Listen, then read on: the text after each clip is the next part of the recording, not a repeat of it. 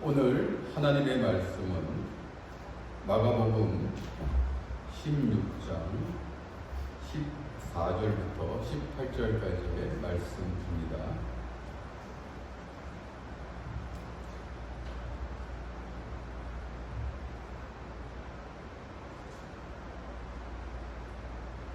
말씀을 함께 봉독하겠습니다. 그 후에 11제자가 음식 먹을 때에 예수께서 그들에게 나타나사 그들의 믿음 없는 것과 마음이 완악한 것을 꾸짖으시니 이는 자기가 살아난 것을 본 자들의 말을 믿지 아니함이로라. 또 이르시되 너희는 온 천하에 다니며 만민에게 복음을 전파하라. 믿고 세례를 받는 사람은 구원을 얻을 것이요 믿지 않는 사람은 정죄를 받으리라. 믿는 자들에게는 이런 표적이 따르니 곧 그들이 내 이름으로 귀신을 쫓아내며 새 방언을 말하며 뱀을 집어 올리며 무슨 독을 마실지라도 해를 받지 아니하며 병든 사람에게 손을 얹은즉 나으리라 하시더라. 아멘. 사랑하는 성도 여러분, 주님께서 승천하시기 전에, 즉 이 세상을 떠나시기 전에 제자들에게 주신 사명이 있습니다. 그 주님의 지상명령이라고 하는데 오늘 본문 말씀에는 주님의 지상명령이 잘 나타나고 있습니다. 주님의 지상명령을 살펴보기 전에 예수님께서는 14절에 보면은 11제자들과 함께 떡을 떼실 때 그들의 믿음 없음과 완악함을 지적하고 꾸짖으셨습니다. 그들의 믿음 없음이 어떤 것입니까? 예수님께서는 수차례 고난을 받으시고 또 십자가에 돌아가시고 부활하실 것을 말씀하셨어요. 그런데 그들은 십자가 앞에서 비참한 예수님의 모습을 보고 주님이 말씀하신 것을 기억하지 못하고 도망가며 그들의 생업으로 돌아갔다는 것입니다. 이것이 믿음 없는 거예요.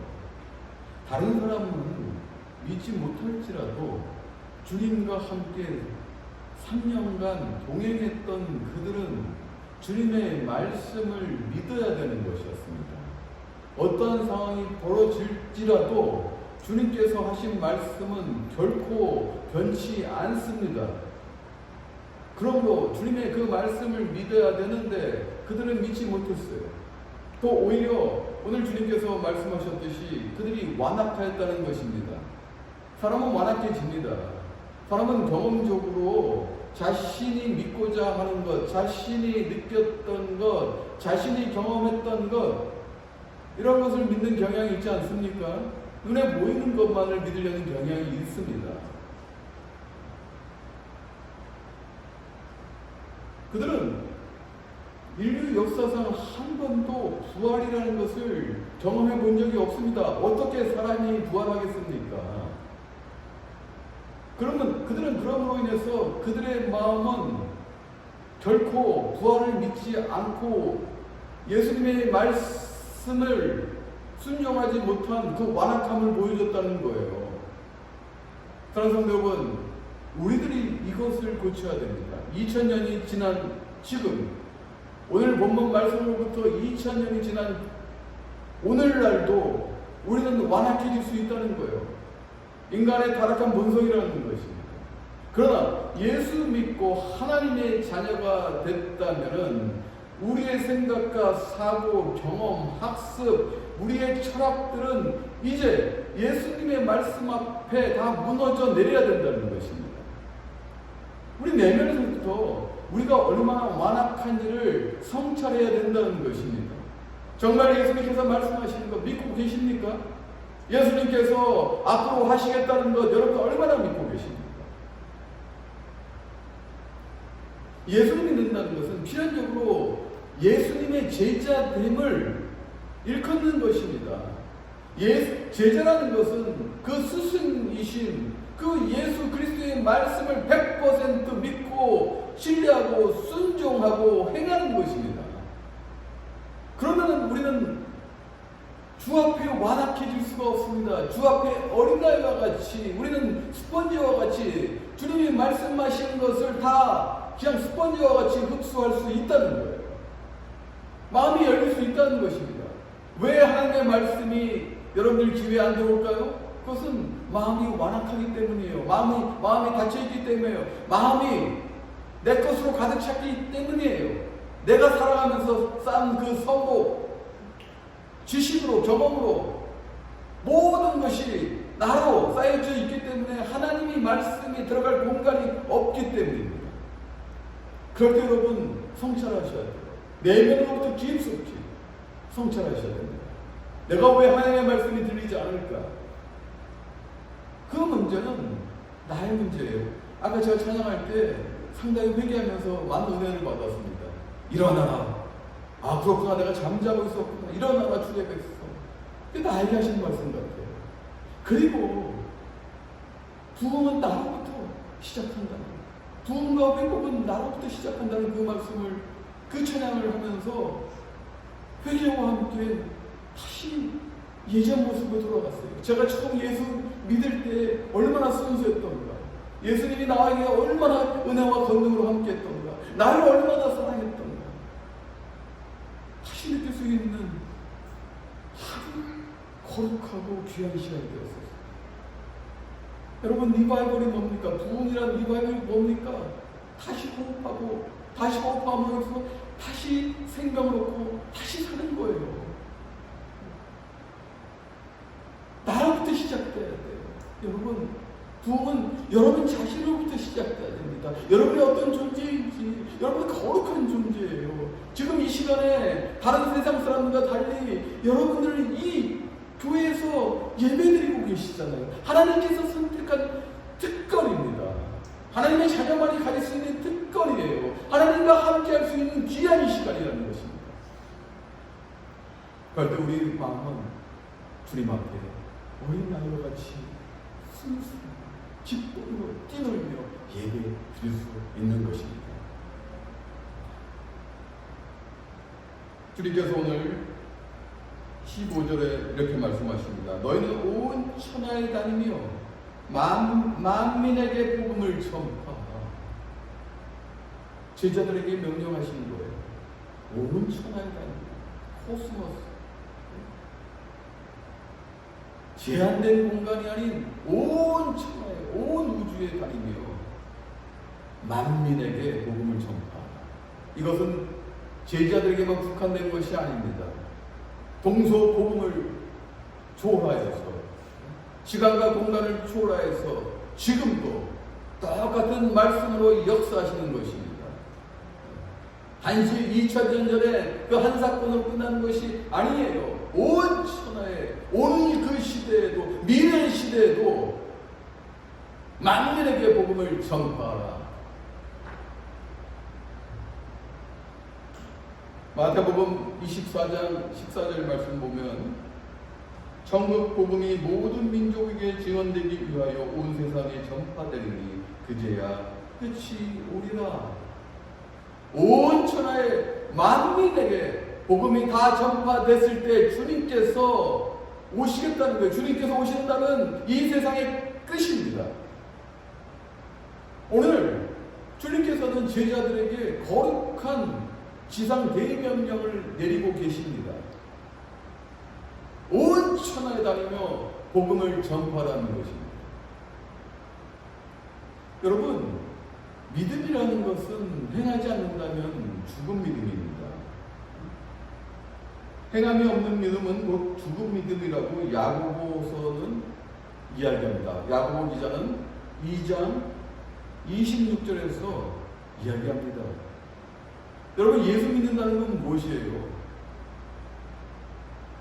나만 믿는 것입니까? 십자가에서 예수님이 나만 위해서 돌아가신 거예요? 아니에요. 예수님께서 선택한 백성들을 위해 돌아가신 거예요. 그러므로 내가 용서받고 내가 새 생명이 됐다면 그 은혜로, 그 사랑으로 주체하지 못하는 그 심장이 터질 듯한 그 열정으로 그 주님의 사랑을 함께 나누는 거예요. 나눠주는 거예요. 이것이 복음을 전파하는 것입니다. 예수님께서는 내가 곧 길이요 진리요 생명이니 나로 말미암지 않고는 아버지께로 올 자가 없느니라 라고 말씀하십니다. 베드로는 예수 그리스도 외에 천하 인간의 구원을 얻을 만한 다른 이름을 우리에게 주신 일이 없다라고 사도행전에서 단언하였습니다.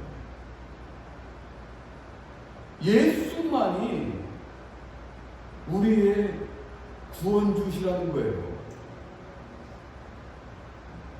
복음이 뭡니까?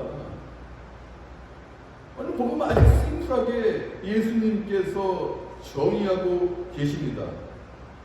16절 믿고 세례를 받는 사람은 구원을 얻을 것이요 믿지 않는 사람은 정죄를 받으리라. 아주 심플하게 나와 있는데 이것이 전부예요. 그리스도가 우리를 다시 살리신 구원주이다.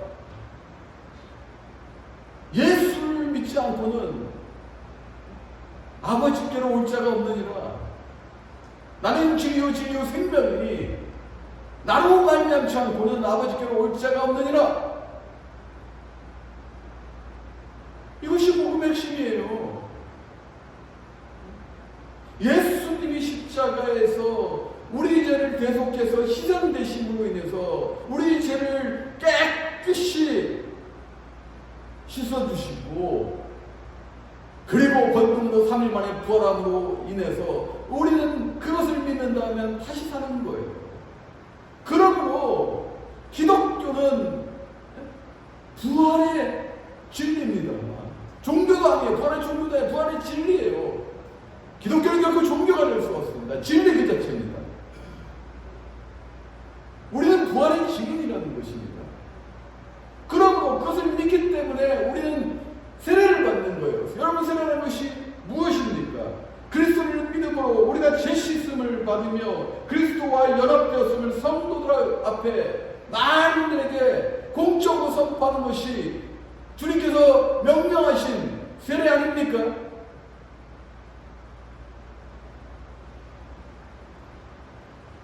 여러분, 믿고 우리는 세례 받음으로 인해서 다시 태어난 새 생명이라는 거예요. 하지만 반대로 믿지 않는다면 세례도 받지 않을 것이며 오늘 주님께서 뭐라고 말씀하십니까? 정죄함이 있으리라. 여러분, 아주 간단해요. 오늘 예수님께서 말씀하신 것은 믿지 않는 것, 즉 예수님이 이 땅에 구원주로 오신 것을 믿지 않는 것이 죄라는 것입니다. 이 죄는요, 두 번의 사망이 있고 예수님 오시는 마지막 날에 두 번의 심판이 있고 영원히 지옥불로 간다는 거예요. 그러나 믿고 이 땅에서, 이 땅의 게 너무 중요한 거예요. 이 땅의 삶이 너무 중요한 거예요. 이 땅의 삶으로 인해서 영생과 영벌이 결정된다는 것입니다. 오늘 예수님께서 말씀하시는 거예요. 믿고 세례받은 자에게는 정죄함이 없고, 그러나 예수님을 구원주로 믿지 않는 자들에게 마지막 날에 정죄함이 있으리라, 영벌이 있으리라. 우리는 부활하여서 두 번의 심판이 없이, 사망이 없이 영생으로 우리는 향하지만 믿지 않고 죽은 자들은 두 번의 심판이 있고 그들도 죽지는 않습니다. 영원히 그 지옥불에서 우리가 상상할 수 없는 고통 가운데 영원히 벌받으리라. 이게 정죄함입니다. 그래서 이 현재의 삶이 너무나 중요한 거예요. 예수님께서 오늘 복음의 진수를 말씀하고 계세요. 그러므로 믿지 않는 자들에게, 아직도 예수를 그리스도라 인정하지 않는 자들에게 나아가서 복음을 전파하라 라고 명령하고 계시는 것입니다. 그런데요, 복음을 전파할 때 우리 힘으로 하는 것이 아니라 예수의 이름으로 하는 것입니다. 오늘 성경은 얘기합니다. 믿는 자들에게 이런 표적이 따르느니 곧 그들이 내 이름으로, 즉 예수의 이름이라는 것은 예수님의 권능으로 귀신을 쫓아내며, 즉 복음을 전파하기 위해 나가는 하나님의 군사들 앞에 그 복음 전파를 방해하는 악한 영들을 다 주님의 이름으로 다 쫓아내는 권세가 있다는 것입니다. 그뿐만 아닙니다. 세 방언을 이야기한다고 합니다. 여러분, 세 방언이 무엇입니까? 방언에는 두 가지가 있습니다. 사도행전 2장 4절에 있는 기도할 때 처음으로 단회적으로 임한 그 방언이 있습니다. 그 방언으로 인해서 베드로는 오순절에 예루살렘 그 성지 순례를 하던 많은 사람들에게, 디아스포라 유대인뿐만 아니라 유대교로 전향한 경건한 그 유대교인들, 이방인들에게도 베드로가 방언으로 이야기했던 이것은 언어적 기능입니다. 그들의 말로 설교할 때 성령께서 역사하셔서 방언을 주셔서 그들의 말로 방언할 때 많은 사람들이 믿고 세례를 받았다. 3,000명입니다. 이 방언이, 오늘 얘기하는 것은 이 방언입니다. 세 방언이라는 것은. 물론 고린도전서 12장 10절에 성령의 9가지 은사 중에 그 방언이라는 것 있습니다. 이것은 기도의 유익을 위해서, 경건한 신앙생활을 위해서 하나님께서, 성령께서 주신 9가지 은사 중에 하나입니다. 오늘 얘기하는 건 전자입니다. 세 방언을 주신다는 것은 갈릴리 어부 출신들이 대부분인 이들에게 그 성령의 능력으로 복음을 전파할 때 다른 나라의 언어로, 그들의 언어로 복음을 전파할 수 있도록 능력 주시겠다는 것입니다. 또 18절 말씀 보면 뱀을 집어 올리며, 이 성경에 나와 있습니다. 사도행전 28장 1절에서 6절에 나와 있습니다. 사도 바울이 이제 미결수로 로마로 압송될 때 겨울입니다. 그 지중해에 그 광풍이 불었어요. 쉽게 말하면은 우리로 얘기하면은 그 노스 이스트죠. 우리 노스 이스트라는 우리 저기 가을 겨울에 오잖아요. 노스 이스트 이제 그 광풍이, 폭풍이 온 거예요. 그래서 그 배가 난파될 지경에 난파됐습니다. 그래서 멜리데 섬에 이제는 배도 파손되고 그 이제 사도 바울을 포함한 일행들이 거기서 이제 생활합니다. 근데 이제 겨울이잖아요. 그러니까 추우니까 이제 모닥불을 이렇게 막 이제 불을 피우고 있지 않습니까? 근데 사도 바울이 한 구명의 나무를 가져다가 이제 막 불을 이제 피우는 그때 그 열기로 인해서 맹독성이 있는 독사가 사도 바울을 물립니다. 그때 사람들은, 거기 원주민들은 사도 바울이 독사에 물려서 엎드려져서 죽을 것이라고 생각했어요. 근데 사도 바울은 툴툴툴 뱀을 집어 던져버렸습니다. 아무렇지도 않아요. 원주민들은 사도 바울이 신이라고 생각하며 추앙했습니다. 독사에 물려도 아무렇지도 않는 그 놀라운 능력은 신이나 할 수 있다고 생각했거든요. 이것이 하나님의 사자에게 주시는, 복음을 전파하기 위해 나아가는 사도에게 주시는 능력입니다. 뱀에 물려도 아무 해함을 받지 않는 예수의 능력이 복음을 전파할 때 나타나는 표적이라는 거죠. 두 가지가 더 있네요. 독을 마실지라도 해를 받지 아니한다. 물론 성경에 기록되지는 않아요. 성경에 기록된 사실은 없습니다. 그런데 교회 역사가 유세비우스가 기록한 것을 보면 유스투스 바르사바스라는 사람이 독을 마셨을 때 아무 해함을 받지 않았다고 기록하고 있습니다. 사랑하는 성도 여러분, 그렇다고 여러분들 나는 하나님의 능력의 주의 이름으로 가신해서 뱀을 갖고 독사를 갖고 난다든지 독주를 마시다든지 그러지 마십시오. 그러지 마십시오. 실제 그런 일이 있었습니다.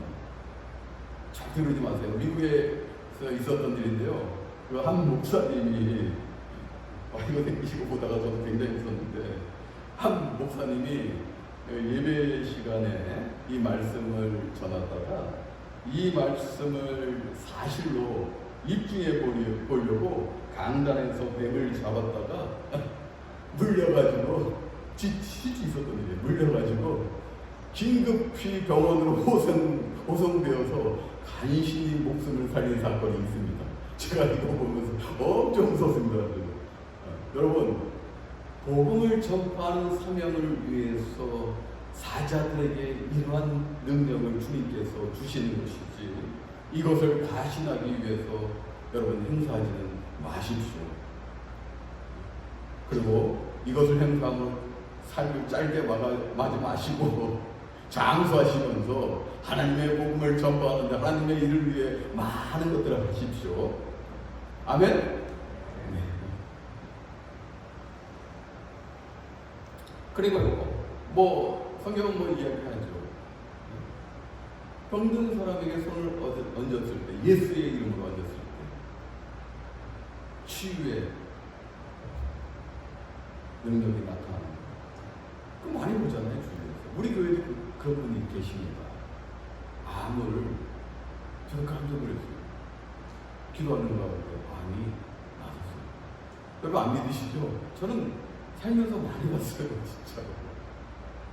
반직뿐만 아니라 제 주위에도 우리 교회도 한 분 계십니다. 그 우리가 생각할 수 있어요? 의사도 놀라고 다 놀랐어요. 왜 그럴까요? 왜 살려주셨을까요? 하나님의 시계는 멈추지 않고 하나님의 일에 열심을 하라고 살려주시고,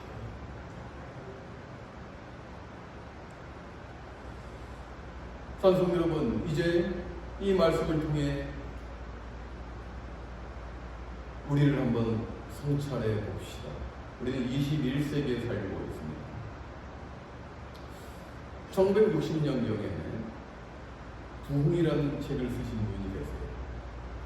20세기의 기독교 역사의 한 획을 그셨던 큰 목사님이셨던 마틴 노이스 존슨 목사. 그 목사님은 당신이 쓴 저서 부흥에서 이렇게 이야기합니다. 부흥의 장애물은 무엇일까? 사람들이 교회가 생명 자체임을 더 이상 깨닫지 못하고 있다는 것입니다. 이것이 절망적이라는 거예요. 교회가 생명인데 교회가 도대체 뭐하는 곳이고 어떠한 존재인지 알지 못하는 것, 이게 절망적이라는 거예요. 1960년대 이야기예요.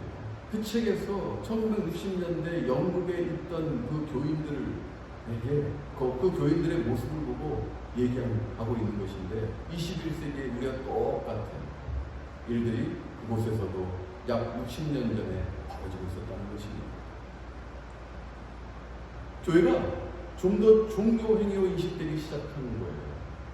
교회가 화려해야 됩니다. 건물의 양과 예배당이 화려해야 돼요. 성가대가 그냥 아주 그냥 휘황찬란하게 있어야 됩니다. 요즘부터 방송장비들 그냥 휘황찬란해야 돼요. 성가대 뭐부터 해가지고 잘 구성돼야 됩니다.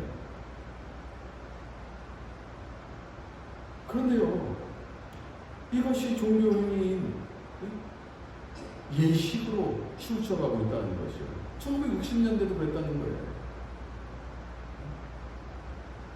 그러면 우리가 잘 알고 있는 샤머니즘과 기독교에 무슨 차이가 있습니까?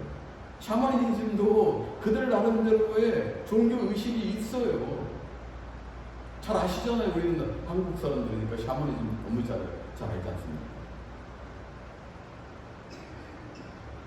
사람들은 마틴 루이스 존스 목사님이 얘기한 거예요. 사람들은 그 시대의 사람들은 주여 주여 외치지만 더 이상 주님은 우선순위가 아니라는 것입니다. 그들의 우선순위는 무엇이냐? 그들이 누리는 것에 우선순위고 더 관심이 많았다는 것이에요. 기독교의 핵심 요리나 복음 설교보다는 여행은 어디로 가야 하나? 자동차는 무엇을 사야 되나? 집은 어떻게 사고 어떻게 관리하고 재산은 어떻게 늘려야 되나에 모든 관심이 집중되었다는 것입니다. 물론 제가 말하는 중요한 부분이에요. 여러분들이 살기 위해서 물질도 필요하고 여러분들이 살 공간도 필요하고 때로는 쉼을 위해 여행도 필요합니다. 그것을 하지 말라는 것이 아니에요. 누리지 말라는 것이 아니에요. 그런데 그것이 우선순위고 전부라면 주님은 그 밖에 있다면 이것이 문제라는 것입니다.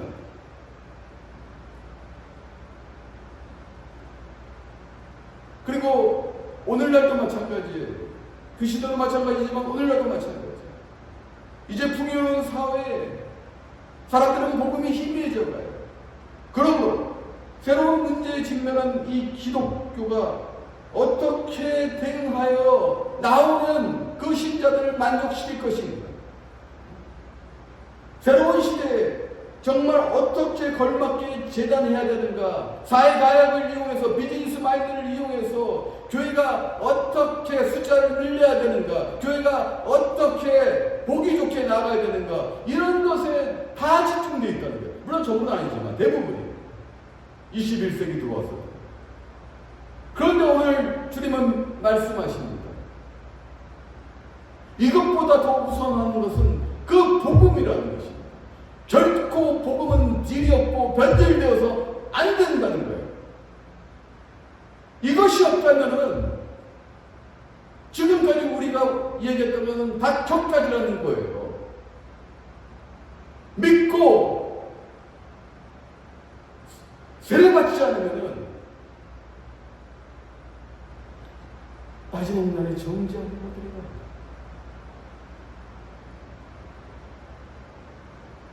반대로 믿고 그 믿음에 감사해서 만인 앞에 나는 이제 하나님의 자녀입니다. 그리스도의 자녀입니다. 기쁨으로 주님과 연합하여 통행합니다. 라고 고백하는 것.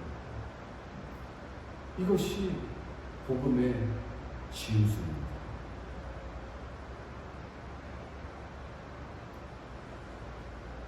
사랑하는 성도 여러분, 이제는 우리가 다시 본질로 돌아와야 됩니다. 여러분들이 복음의 진수에 흠뻑 젖어들어야 돼요. 아니요. 빠지셔야 돼요. 요단강에서 예수님께서 세례 받으신 것처럼 완전히 물에 잠기셔야 된다. 예수님 명령하셨습니다. 그 물로 인해서 우리는 예수님의 그 은혜와 사랑으로 인해서 우리는 죄 씻음을 받았습니다. 그리고 다시 요단강에서 올라갈 때 우리는 새 생명으로 태어납니다. 다시 태어납니다. 이거 복음 붙잡으셔야 돼요. 그 중심에 주님의 십자가가 있다는 것. 이게 여러분들 삶의 전부가 되어야 되고 여러분들 삶의 칼이 되어야 된다. 여러분 모세에게 주신 돌판에 새겨진 십계명 같이 여러분의 심장에 새겨져야 된다는 거예요.